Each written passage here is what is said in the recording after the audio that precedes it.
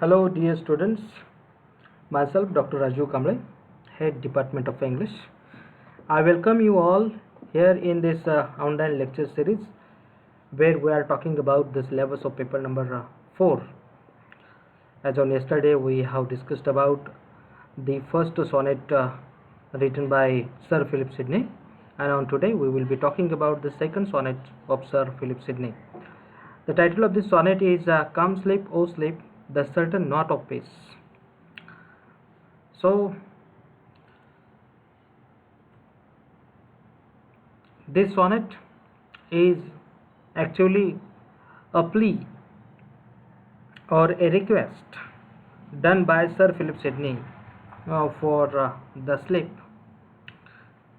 Now, as earlier we have seen that Sir Philip Sidney was expressing his feelings of love for his beloved Penelope de Rox in earlier sonnet, but here in sonnet number 39, Sir Philip Sidney is expressing his feelings about the request, his feelings about the appreciation for the sleep.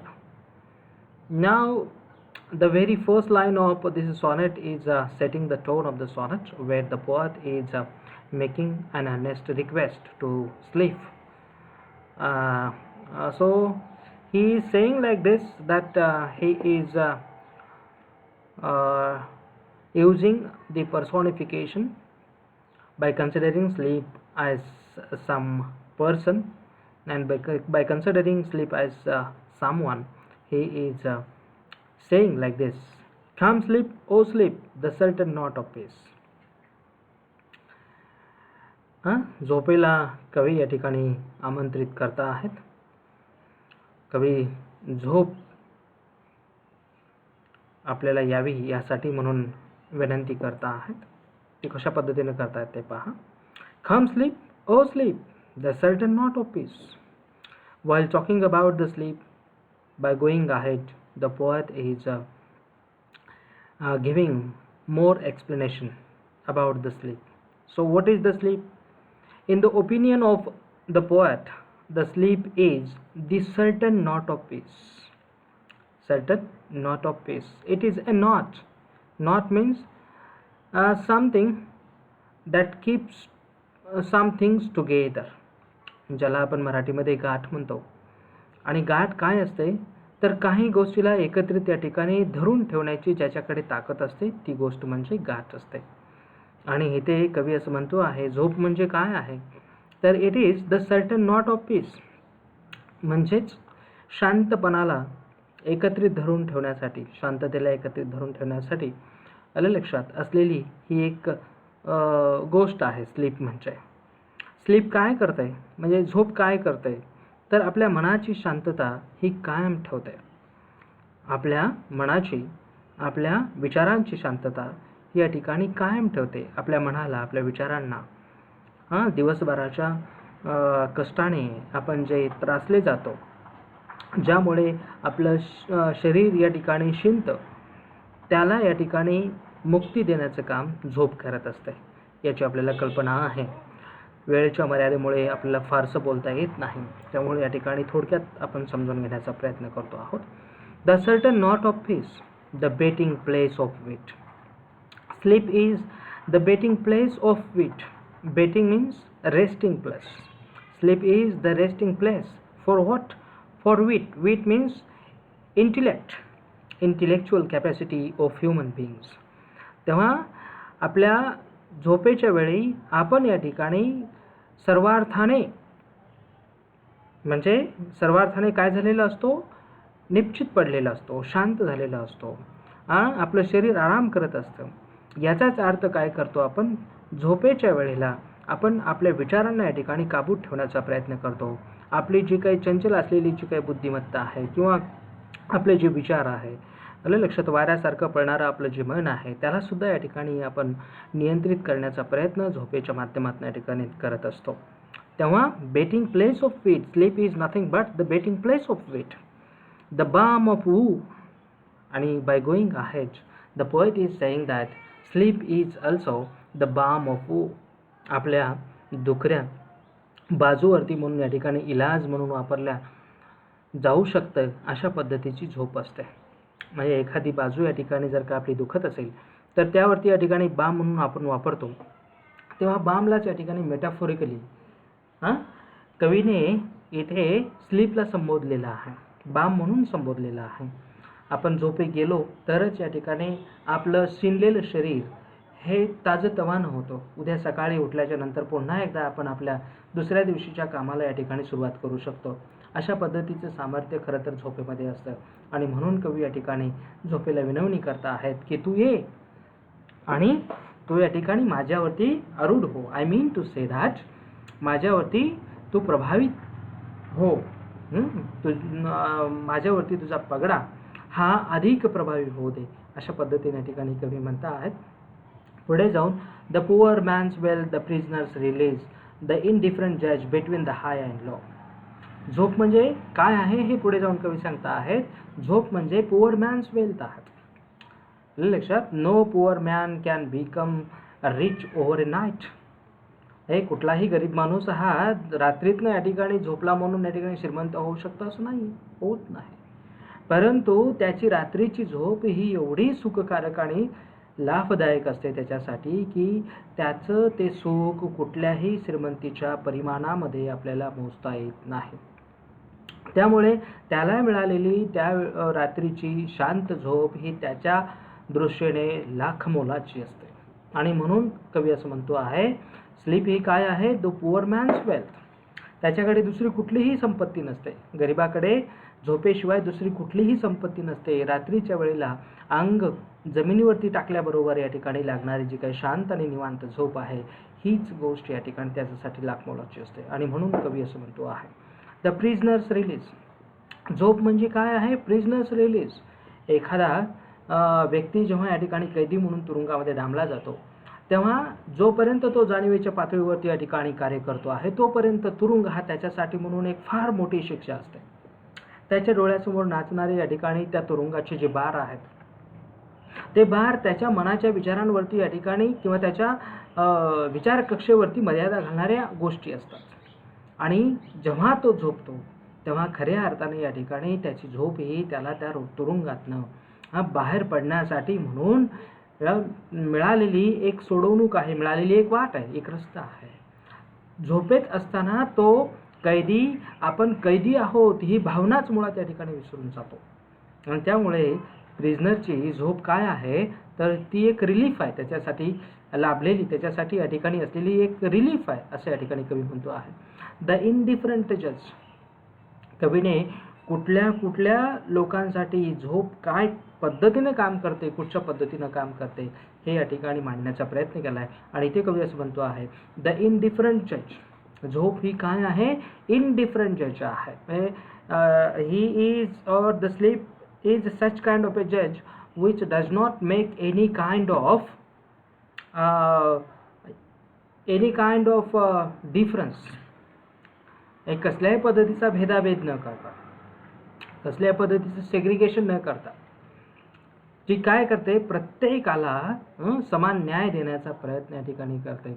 हे डोळ्यावरती या ठिकाणी पांघरून घेऊन, डोळ्यावरती पट्टी बांधून न्यायदानाचं काम ज्या पद्धतीने या ठिकाणी एखादा जज करत असतो तशा पद्धतीचा या ठिकाणी हा जज आहे, हा स्लीप. मग तो कुठल्याही पद्धतीची भेदाभेद करत नाही. हाय आणि लो. हाय आणि लो म्हणजे कोण तर जे श्रीमंत लोक आहेत त्यांच्यासाठीही नाही, आणि जे गरीब लोक आहेत, लो म्हणजे गरीब लोक, त्यांच्यासाठीही झोप कधीही या ठिकाणी फरक करत नाही. प्रत्येकाला सारख्याच पद्धतीने या ठिकाणी झोप येते आणि सारख्याच प्रमाणात या ठिकाणी गुणवत्तेने या ठिकाणी झोप लागत असते.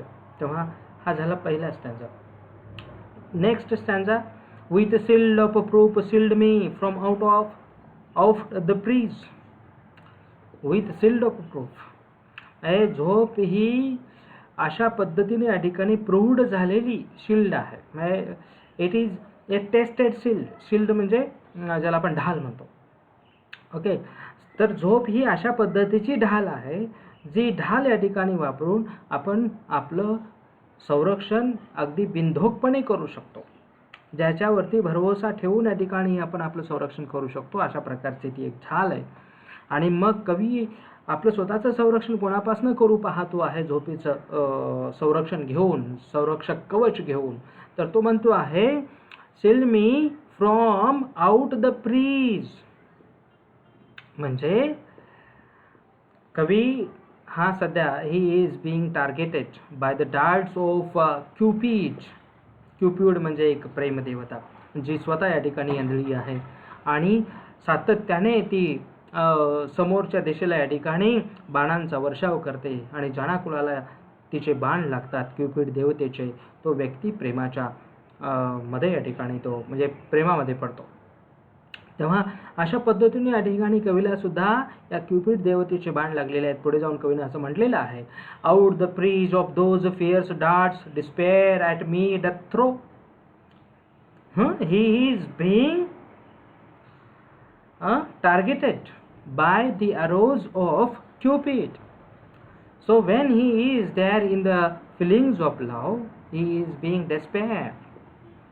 आणि despair होण्याचे कारण काय आहे, तो निराश किंवा नाराज होण्याचं कारण काय आहे. जरी प्रेमदेवतेचा बाण तिला लागलेला असला, कवीला लागलेला असला, तरी कवी आज त्या प्रेमाच्या भावनेने या ठिकाणी आनंदित होण्याच्या ऐवजी तो या ठिकाणी नाराज झालेला आहे. त्याचे कारण आपल्याला माहिती आहे की त्याची प्रियेशी पेनिलोप ड्युरॉक्स ही त्याच्यावरती प्रेम करण्यावाचून किंवा करणं सोडून ती दुसऱ्याच या ठिकाणी रॉबर्ट रिच नावाच्या व्यक्तीवरती या ठिकाणी प्रेम करते आणि त्यामुळे कवी निराश झालेला आहे.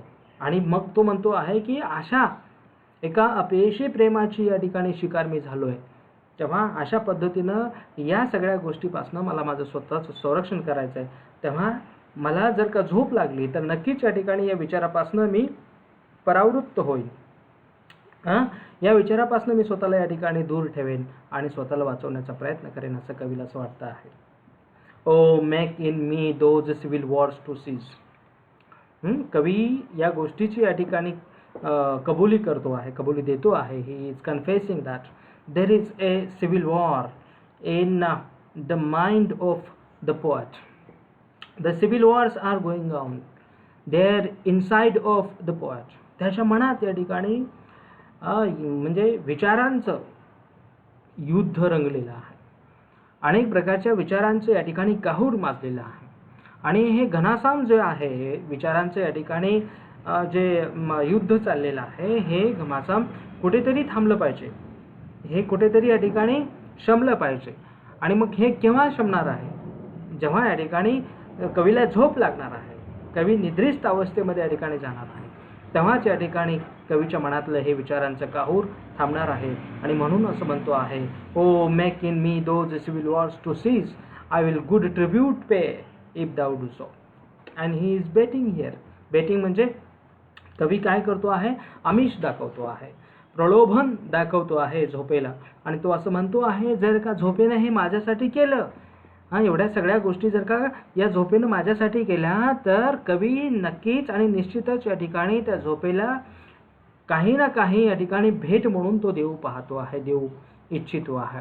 तेव्हा जर तू माझ्यासाठी एवढं केलंस तर I will good tribute pay, I will pay something else to you, असं कवी या ठिकाणी या स्टॅन्झामध्ये म्हणतो आहे. आणि पुढे जाऊन या ठिकाणी नेक्स्ट स्टॅन्झामध्ये कवी असं म्हणतो आहे, take thou of me smooth pillows sweetest bed. Take thou of me smooth pillows. तू अतिशय प्रभावी व्हावीस यासाठी मी तुझ्यासाठी काय इथे तयार ठेवतो, स्मूथ पिलोज. जर का गाढ झोप लागायची असेल लक्षात, तर आपल्याला काय करावं लागतं, अंगा खांद्यावरती या ठिकाणी अगदी मऊ मखमली अशा पद्धतीचं अंथरूण पांघरण या ठिकाणी आपल्याला घ्यावं लागतं. जर अशा पद्धतीचं अंथरूण पांघरण असेल तर नक्कीच आपल्याला गाढ झोप लागते, आलं लक्षात. आणि त्यामुळे कवी असं म्हणतो आहे की take thou of me smooth pillows, if you want to have these kinds of things, smooth pillows, sweetest bed, you may take it. या सगळ्या गोष्टी या ठिकाणी तू घेऊ शकतेस. A chamber deep to noise. A chamber, chamber means room, bedroom. आणि अशा पद्धतीच्या बेडरूममध्ये या ठिकाणी मी स्वतःला ठेवेन. It is deep to noise. Deep म्हणजे where the bedroom where no sound will reach. कसल्याही प्रकारचा आवाज ज्या खोलीमध्ये या ठिकाणी येत नाही त्या खोलीमध्ये या ठिकाणी मी स्वतःला ठेवेन, तिथे या ठिकाणी तुझा प्रवेश झाला पाहिजे आणि तू माझ्यावरती आरूढ झाला पाहिजेस. अँड ब्लाइंड टू लाईट, कसलाही या ठिकाणी प्रकाश त्या खोलीमध्ये असणार नाही. You will be completely blind to the light. The light will completely be set off. त्या सगळ्या म्हणजे लाईट्स त्या खोलीतल्या या बंद केलेल्या असतील, विझवलेल्या असतील, असं या ठिकाणी कवी म्हणतो आहे. ए रोजी गार्लंड अँड ए वेरी हेड. आणि त्याशिवाय या ठिकाणी त्या खोलीमध्ये रोजी गार्लंड, सगळीकडे या ठिकाणी गुलाबाची फुलं अंतरलेली असतील, त्याचा सुगंध दरवळत असेल. आणि अशा या प्रसन्न आणि सुगंधी वातावरणामध्ये या ठिकाणी कुठल्याही व्यक्तीचं डोकं या सगळ्या गोष्टीने या ठिकाणी काय होणार आहे, वेरी होणार आहे. वेरी म्हणजे थकल्यागत, शिनल्यागत या ठिकाणी होणार आहे. आणि अशा या शिनलेल्या डोक्यावरती जर का तू या ठिकाणी स्वार झालीस तर नक्कीच या ठिकाणी तो व्यक्ती गाढ झोपेमध्ये स्वतःला या ठिकाणी तो शोधू शकतो. तेव्हा नेक्स्ट आणि लास्ट या ठिकाणी स्टँजामध्ये कवी असं म्हणतो आहे, आणि if these things as being thine by right. हे यापूर्वी सांगितलेल्या सगळ्या गोष्टी, smooth pillows, sweetest bed, chamber deep to noise, blind to light, rosy garland, या सगळ्या गोष्टी खरं तर या ठिकाणी अधिकाराने तुझ्याच आहेत. या सगळ्या गोष्टी अधिकाराने कायद्याने तुझ्याच आहेत, तुझ्याशीच या ठिकाणी त्यांचा फारसा जवळचा संबंध आहे. आणि त्यामुळे या ठिकाणी या सगळ्या गोष्टी जेव्हा तुझ्याच आहेत, तुझ्यासोबतच आहेत, तेव्हा तू काय कर, मूव नॉट. तू काय कर, तू हलू नकोस. म्हणजे या सगळ्या गोष्टी तुझ्यासोबत असताना तू इथून दूर जाऊ नकोस, तू इथून बाहेर पडू नकोस. Move not thy heavy grace.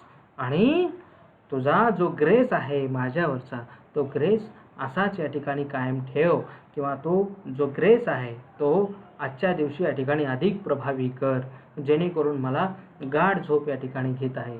दाऊ शाल इन मी लाईव्हली दॅर एल्सवेअर. जर का तू अशा पद्धतीनं माझ्यामध्ये किंवा माझ्या शरीरामध्ये प्रवेश केलास आणि जर का या ठिकाणी मला गाढ झोप लागली, इतरत्र ज्या पद्धतीने या ठिकाणी तू प्रभावी असते त्यापेक्षा जास्त प्रभावी जर का तू माझ्यासोबत आज राहिलीस, तर कवी काय करू शकेन, ही मे सी स्टेलाज इमेज.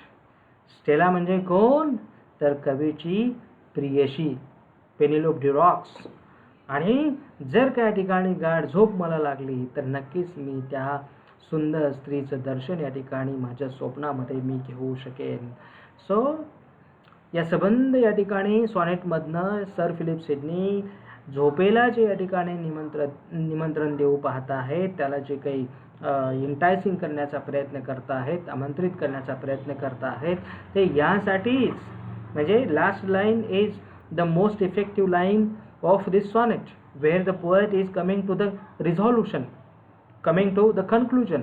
आणि ते कन्क्लुजन असं आहे, झोपेला एवढं या ठिकाणी मनाभावाने या ठिकाणी आमंत्रित करण्याचं कारण काय आहे, तर झोप आली तर नक्कीच या ठिकाणी झोपेमध्ये, स्वप्नामध्ये कवीला स्टेलाचं दर्शन या ठिकाणी घडेल.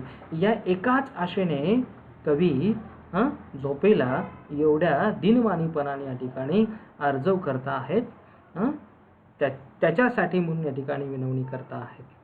तेव्हा अशा प्रकारचे हे सुनीत काव्य आहे. तेव्हा आपली रजा घेतो आणि थांबतो. धन्यवाद.